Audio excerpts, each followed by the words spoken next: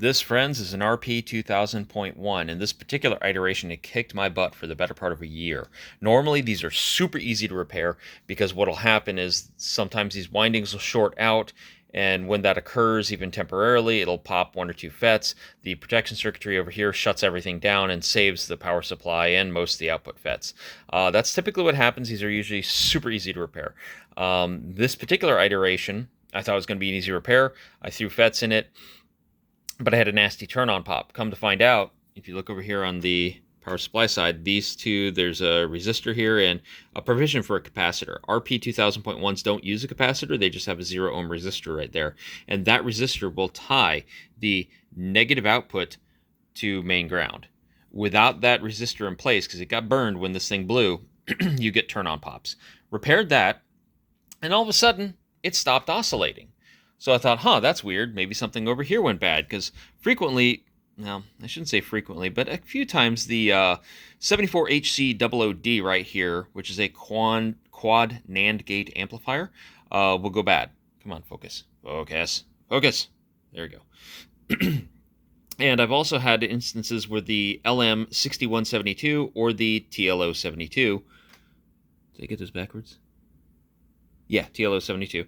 Sometimes those will go bad as well. Long story short, I spent a lot of time diagnosing all the circuits in this area, checking the the two optocouplers, they're fine. Checking the 5-volt voltage regs, they're fine. Replaced this 3 different times. Replaced those. Checked the diode here, here, and here. They were all fine. Checked the 2T and 2X, which is kind of like a buffer transistor between this guy and the optocoupler, and the equivalent one on this side. Still nothing. And what I discovered out of the blue is this trace right here on a working amp is supposed to carry about a 5.5 peak-to-peak 37 kilohertz oscillation on it, and mine wasn't. So I thought, okay, I need to sit down and document what voltages I'm getting on what pins on an operational amplifier. And I did that right here. And what I discovered on this guy, on this amp here that's bad, is that I wasn't getting my 4.8 volts on pin 2 or pin 13. And so I backtraced, and I'm like, okay, where does that come from? And of course that comes, this is the underside of that same thing, it comes through here, through this transistor. And that transistor was not bad, like I was suspecting it would be. This guy right here. Turns out this guy sends, this is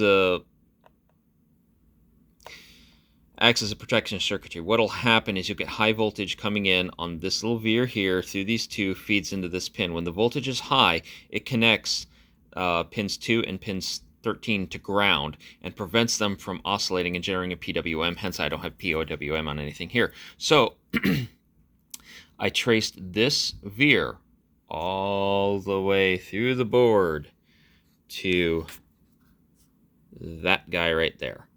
That is a PNP transistor, not an NPN. That PNP transistor was shorted out. I believe pins 2 and 3. This one and that pin right there. So I just swapped that out. Bam, perfect oscillation.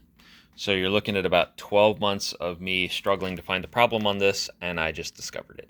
Hopefully this can help you when you go do these.